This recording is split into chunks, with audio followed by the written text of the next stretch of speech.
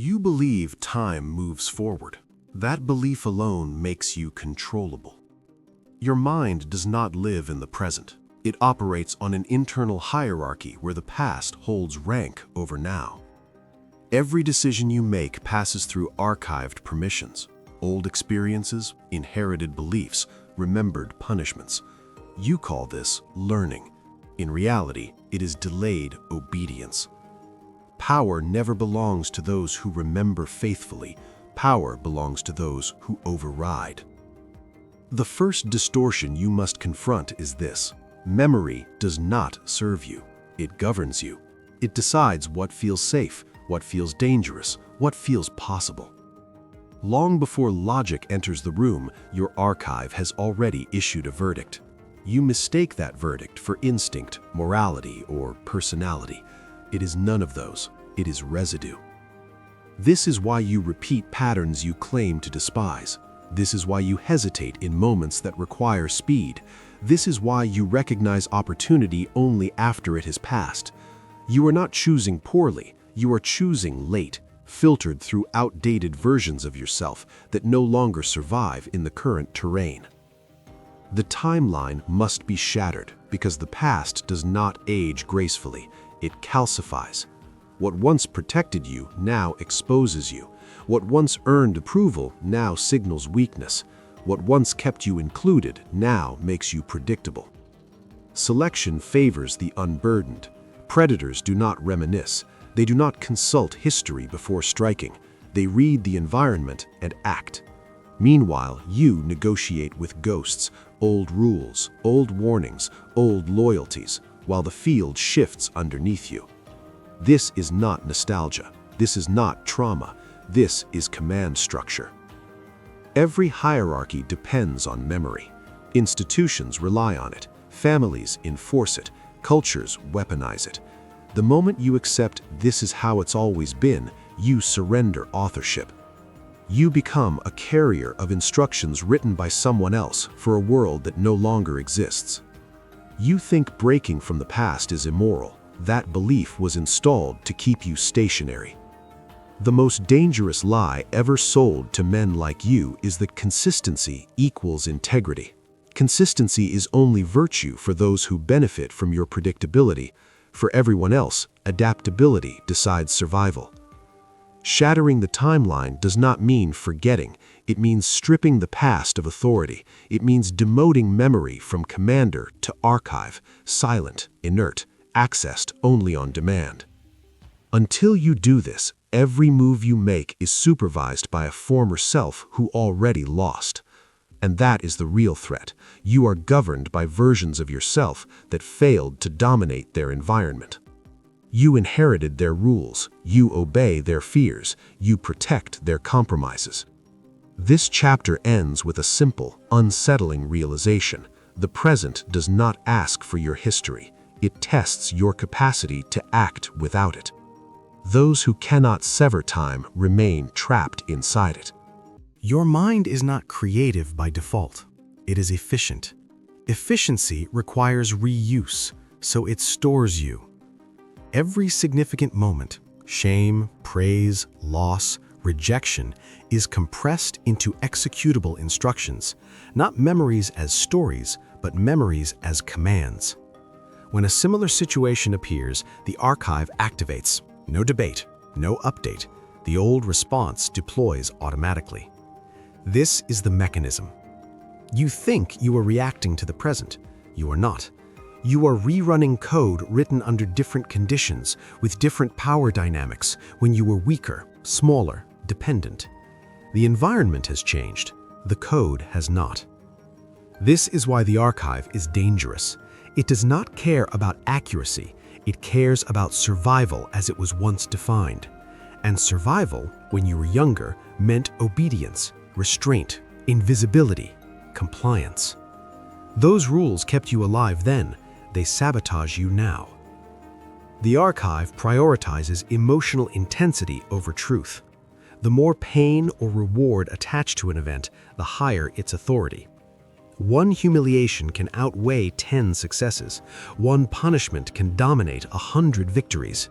Your nervous system does not vote democratically. It crowns tyrants. This is how control embeds itself without force. A raised voice from years ago becomes your hesitation today. A past betrayal becomes your chronic distrust. A moment of approval becomes your addiction to validation. None of this is conscious. Consciousness arrives too late to intervene. By the time you decide, the archive has already framed the battlefield. You call this personality. It is not. Personality is a defense profile built from outdated threat assessments. The archive is also conservative. It resists updates. New information must fight against established memory authority. This is why men cling to beliefs long after they stop working. To update the archive requires admitting vulnerability, error, and exposure. The mind would rather remain wrong than undefended. This is the hidden cost of comfort, stored certainty. Institutions understand this. They reinforce memory through ritual, narrative, repetition. Families do it through expectation. Society does it through shame. Each layer strengthens the archive's grip. Each reminder tightens compliance. And here is the most unsettling truth. The archive does not distinguish between enemy and ally. It only recognizes familiar patterns. If chaos feels familiar, you will recreate it. If disrespect feels normal, you will tolerate it. If submission once earned safety, you will mistake it for virtue. This is not self-sabotage, it is system loyalty. The archive rewards consistency, not dominance. It keeps you coherent, not sovereign. It ensures you remain the same man in a changing arena. That stability feels like identity. In reality, it is stagnation. Power demands volatility. Adaptation requires disloyalty to past selves. Until you understand the archive mechanism, you will keep mistaking reflex for choice, fear for wisdom, and memory for truth. You will defend reactions you never selected. You will protect rules you never wrote. And every time you hesitate, freeze, or retreat, the archive succeeds. It proves its usefulness. It tightens its authority. You are not trapped because you lack information. You are trapped because your mind prioritizes stored permission over present command. That is the mechanism. Cold, efficient, relentless. Once the archive is in place, it assigns you a role, not a destiny, a function. Your behavior begins to orbit an archetype forged during your most formative negotiations for safety and approval. You did not choose this role. You adapted into it, and once assigned, it becomes self-reinforcing. The most common is the obedient son. This archetype learned early that compliance reduced friction. Authority was not questioned, only managed. Power was something external, owned by fathers, teachers, institutions. As an adult, this man mistakes respect for submission. He waits for permission in environments that reward initiative. He feels wrong when he acts decisively without approval. His archive punishes him with guilt when he moves ahead of hierarchy. Another is the loyal soldier. This archetype survived by endurance. He learned that suffering silently proved worth, that loyalty would eventually be rewarded, that betrayal of group values was more dangerous than personal loss. He overinvests. He tolerates exploitation. He calls it honor. In reality, he is predictable labor in someone else's strategy. Then there is the invisible strategist. He learned that visibility attracted threat, so he optimized for avoidance.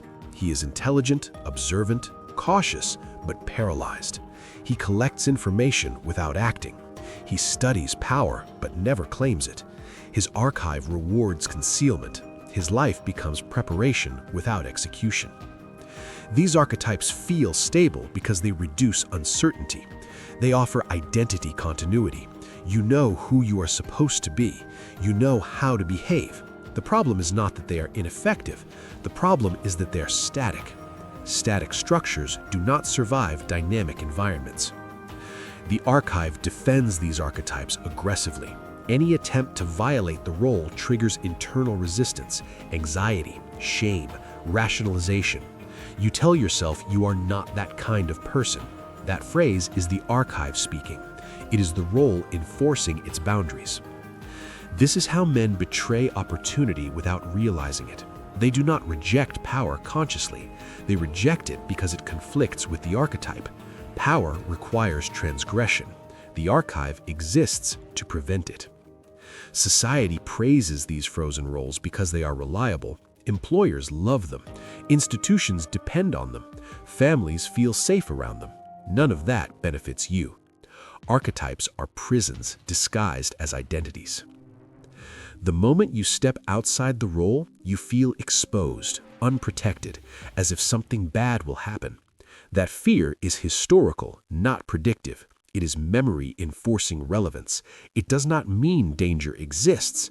It means the archive is losing control. Understand this: the archive would rather keep you small than risk you being unrecognizable. Every archetype you inhabit was optimized for a version of the world that no longer exists. Clinging to it is not integrity, it is delayed adaptation. And delayed adaptation is how selection removes you quietly without drama. The men who dominate environments are not archetypal, they are situational. They shift roles as needed. They betray their past selves without remorse. Until you see your archetype clearly, you will defend it as who you are. Once you see it, you will realize it was only ever who you needed to be to survive then. Now it survives you. History does not remember the loyal. It remembers the adaptive. Every era rewards the same trait under different disguises: the capacity to shed outdated structures without hesitation. Empires collapse not from invasion first, but from memory, from a reverence for systems that once worked, from leaders and men who confused tradition with strength. The archive is why civilizations fall slowly before they fall violently. Rome did not lose because it lacked soldiers. It lost because it could not abandon old forms of power while its enemies evolved. Samurai clung to ritual as firearms rewrote warfare. Nobility preserved honor codes while merchants rewrote influence. Each time, the pattern repeats. Those burdened by history protect identity. Those unburdened by it rewrite the game. This is not philosophical, it is biological. Human nature selects for speed of adaptation, not moral consistency. When environments shift, the men who survive are those willing to violate their former rules. Loyalty to the past is punished, flexibility is rewarded. You have been taught the opposite. You were taught that change equals instability, that abandoning old beliefs makes you weak, that consistency proves character. These narratives are designed to keep populations governable. Memory is leverage. The more you carry, the easier you are to predict. Power structures rely on your archive. They do not need to monitor you if you self-regulate. Shame, tradition, and identity do the work for them. History also shows what happens to men who do not adapt. They become cautionary tales told by the winners. Their suffering is romanticized. Their defeat is moralized. This is how the archive is sanctified, by turning failure into virtue after the fact. You admire these stories because you see yourself in them: endurance, sacrifice, loyalty. But admiration is not power, it is consolation. The unburdened are often condemned while they rise. They are called traitors, immoral, dangerous, every time. Those labels are the archive defending itself collectively. It senses extinction. Notice who history actually crowns: not the pure, not the faithful, the effective. Men who severed allegiance to old identities when conditions changed.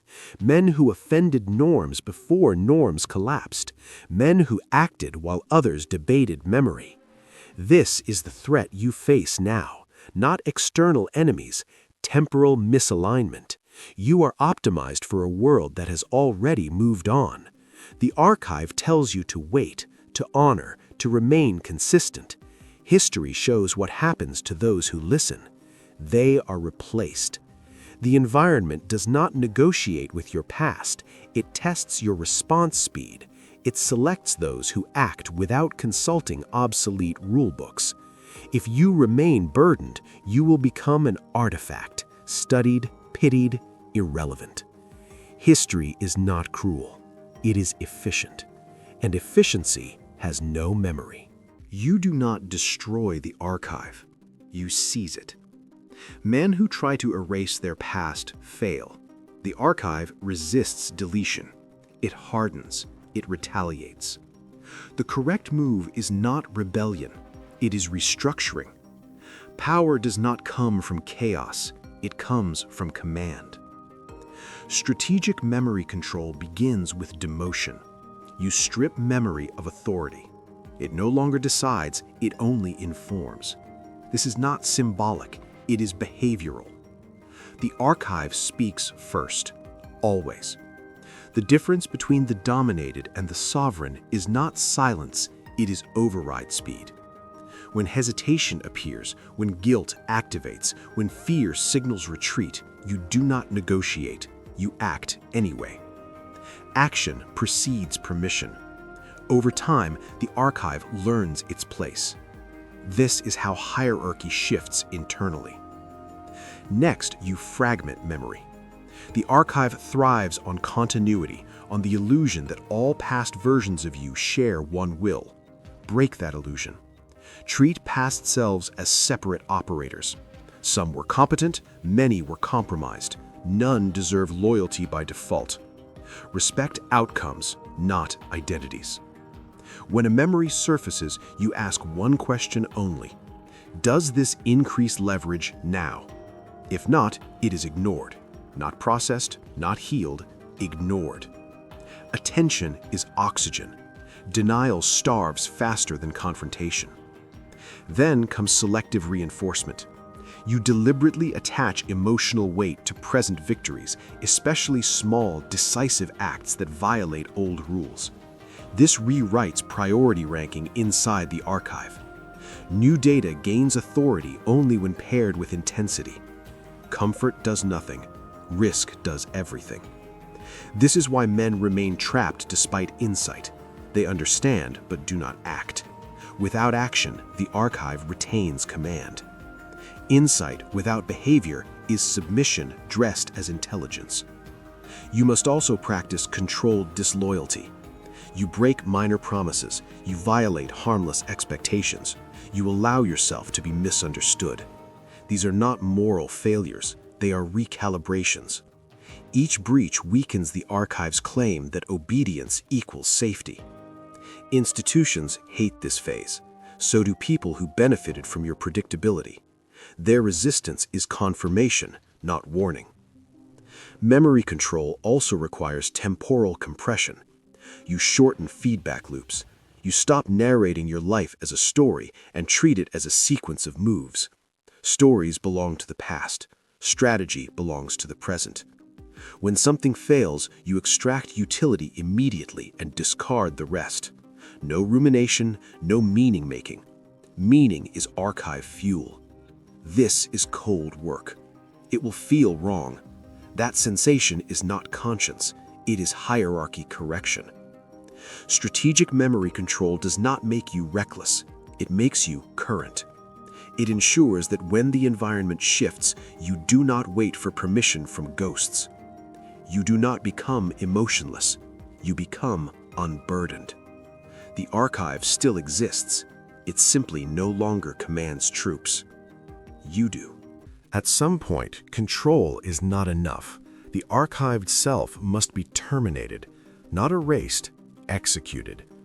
As long as the old identity remains alive, it will attempt resurgence. It will wait for stress, fatigue, loss. Then it will reclaim authority under the pretense of safety. This is why partial change fails. This is why men relapse into old behaviors despite awareness. The former self was never declared obsolete. It was merely paused. Execution requires finality. You must recognize that your previous identity was a survival construct, not a truth. It was assembled under constraint, fear, dependency. It was never designed to dominate, it was designed to endure. Confusing endurance with virtue is how men remain weak while feeling righteous. The execution begins with betrayal. You violate the core values that defined the old self, not randomly, surgically. If loyalty was central, you prioritize self-interest once. If restraint was sacred, you act decisively once. If morality was your shield, you choose effectiveness once. These acts are irreversible psychologically. They fracture identity continuity. The archive reacts violently here. Shame spikes, anxiety intensifies. You will feel exposed, unprotected, as if something essential has been lost. That sensation is accurate. Something has been lost. The illusion of innocence. Innocence is expensive. It costs power. Next, you withdraw narrative justification. You stop explaining yourself internally. The old identity survives through storytelling, rationalizations, moral accounting, self-concept maintenance. Silence kills it. Action without explanation suffocates identity. You also accept social friction deliberately. The old self was shaped to maintain belonging. Execution requires risking isolation, not dramatic exile, but subtle distance. You become less predictable, less agreeable, less legible. Some relationships decay. That is not loss, that is shedding. This is where many stop. They fear the void. They fear becoming nothing. The void is not emptiness, it is freedom from role. With the old identity dead, behavior becomes modular. You are no longer a certain kind of man. You are a set of capabilities deployed based on context. This is how strategists operate. This is how power adapts without guilt. You do not replace the old identity with a new, fixed one. That would repeat the cycle. Instead, you adopt sovereignty as default, self-authorship without attachment. The executed identity will still whisper, occasionally, especially under stress, but it has no authority, no legitimacy, no command structure. It is a memory without rank. Men fear this phase because it removes moral camouflage. You can no longer hide behind who you are. You are only what you do. That is not dangerous. That is honest. If you do nothing, nothing dramatic happens. That is the danger. There is no collapse, no public failure, no moment of reckoning. You simply remain functional while others advance. Useful, but never decisive.